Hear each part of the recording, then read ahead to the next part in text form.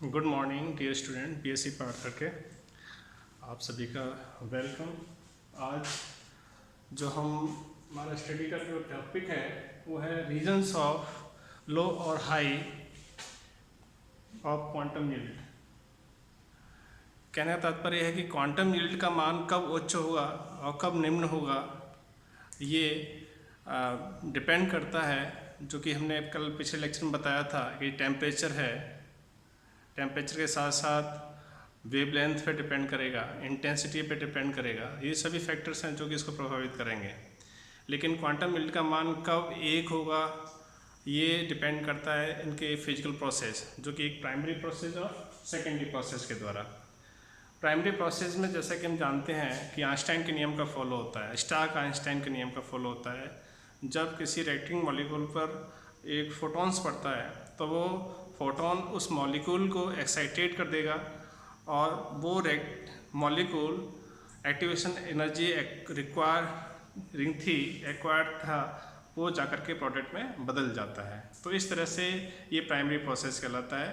एक फोटोन एक मॉलिक्यूल को क्या करता है, एक्टिवेट करता है और उसको जाकर के प्रोडक्ट में बदल देता है, और इस तरह से उसकी क्वांटम यील्ड जो होगी वो 1 होगी, क्योंकि यहाँ पर क्वांटम यील्ड इक्वल टू होता है number of moles of the product upon number of Einstein. और आइंस्टाइन क्या होता है, NH-nu, जो कि एक मोल फोटोन की संख्या को एब्जॉर्ब करने पर एक मोल ही प्रोडक्ट बने तो उसका क्वांटम यील्ड कितना होगा, 1 होगा।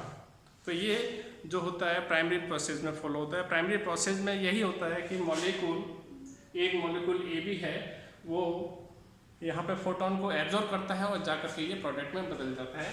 प्रोडक्ट यहाँ पे ए बी क्या है, एक्टिवेटेड मॉलिक्यूल है।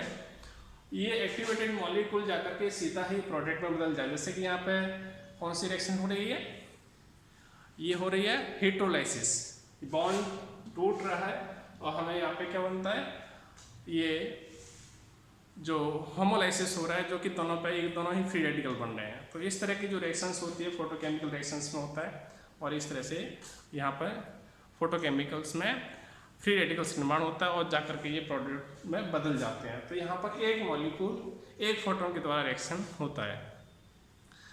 अब यहाँ पर जो वेरी करता है कि क्वांटम यील्ड का मान 1 से अधिक होना या 1 से कम होना, ये किस पे डिपेंड करेगा, ये सेकेंडरी प्रोसेस पे डिपेंड करता है। और सेकेंडरी प्रोसेस जैसा कि हमने बताया था जबलस्की डायग्राम, जो पिछले लेक्चर है हमारा जबलस्की डायग्राम के अंतर्गत, कि बहुत सारे जो प्रोसेस होते हैं, जो कि जबलस्की डायग्राम में हमने बताया है कि कई सारे फिजिकल फिनोमिना भी मॉलिक्यूल के अंतर्गत पाए जाते हैं। जैसे कौन कौन से हैं, सेकेंडरी प्रोसेस के अंतर्गत ही आएंगे वो सब जितने भी फिजिकल फिनोमिना हैं।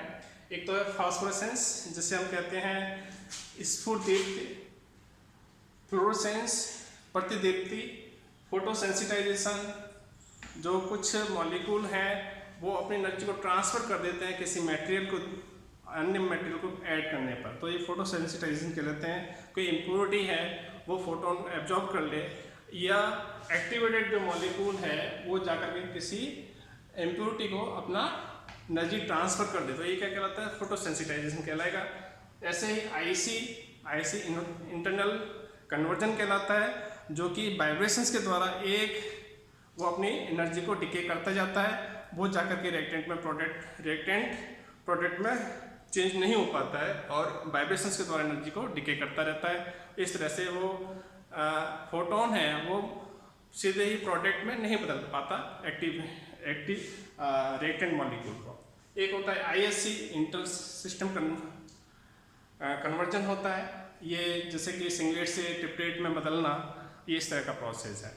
तो ये जो यहाँ पे जो एनर्जी का लॉस हो रहा है वो फोटोन से द्वारा हो रहा है या वाइब्रेशंस के द्वारा होता है। तो उस स्थिति में एक्टिवेटेड जो मॉलिक्यूल है वो जाके प्रोडक्ट में नहीं बदल पाएगा, और इन परिस्थितियों में क्वांटम यील्ड का मान 1 से कम हो जाएगा। तो इस तरह से है। अब क्वांटम यील्ड का मान 1 से कम होना, जैसे कि एग्जांपल दे रखा है hydrogen plus bromine formation of HBr। तो ये जो HBr का जो फॉर्मेशन है, यहाँ पे जो सेकंड स्टेप है, पहला स्टेप तो इजीली फॉर्मेशन हो जाएगा, ब्रोमीन फ्री रेडिकल बन जाएगा। ब्रोमीन फ्री रेडिकल हाइड्रोजन के साथ रिएक्शंस करने पर HBr बनाता है प्लस H फ्री रेडिकल।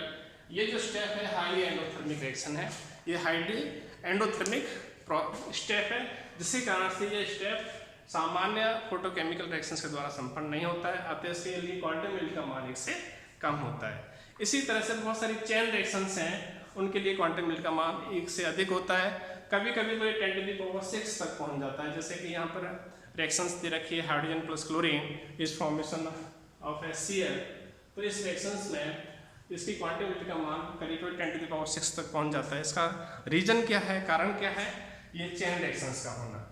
तो यहाँ पर जितनी भी चेन रिएक्शन है इजीली संभव है और फोटॉन्स के द्वारा संभव है। तो यहाँ पे जैसे क्लोरीन पर फोटोन पड़ता है, विजिबल लाइट पड़ती है, तो वो ए मॉलिक्यूल को अल्ट्रावायलेट लाइट पड़ती है, तो ये आगे डिसोसिएट हो जाता है, फिर रेडिकल्स का फॉर्मेशन होता है, फिर रेडिकल हाइड्रोजन के साथ रिएक्शन करने पर HCl और H बनाता है। ये वाला स्टेप कैसा है, एक्सोथर्मिक स्टेप है। एक्सोथर्मिक स्टेप होने की वजह से एनर्जी रिलीज होती है इसमें और आसानी से अपक्रिया सामान्य ताप पर हो जाती है। तो इस तरह से यहाँ पर एक बार में यहाँ पे फोटॉन्स बन जाने के बाद जितने भी स्टेप कैसे हैं सब एक्सोथर्मिक है। स्टार्टिंग का जो पहला जो स्टेप है वो केवल फोटोकेमिकल रिएक्शंस के द्वारा पॉसिबल है, वो इजीली एनर्जी मिल जाती है वहाँ से। फिर उसके बाद ये रिएक्शंस चेन के द्वारा होती रहती है और ये सभी स्टेप होते रहते हैं। तो स्टार्टिंग में हमें यहाँ पे स्टार्टिंग में एक फोटॉन्स की जरूरत पड़ती है, उसके बाद ये रिएक्शंस चलती रहती है, chain initiating step, chain propagation step, chain termination step. Chain termination step में तो फिर रेडिकल आकर मिल जाते हैं और यहाँ पर प्रोडक्ट में बदल जाता है, तो वहीं पर रिएक्शंस का चेन रुक जाता है और इस तरह से ये रिएक्शंस चलती रहती है। इसके लिए क्वांटम यील्ड का मान 10⁻⁶ होता है। तो इस तरह से बहुत सारी रिएक्शंस जो ये स्टार्टिंग में हमें स्टार्टिंग में चाहिए होता है फोटोन, उसके बाद ये रिएक्शंस इजीली संभव हो जाती है। ऐसे बहुत सारी रिएक्शंस हैं जो डार्क में हो जाती हैं, प्रकाश की जरूरत ही नहीं पड़ती, तो उनके लिए इस तरह से हम बता सकते हैं कि किस तरह से क्वांटम यील्ड का मान ज़्यादा क्यों होता है और कम क्यों होता है। Thank you for listening. Next अगले टाइम हम मिलेंगे। Thank you.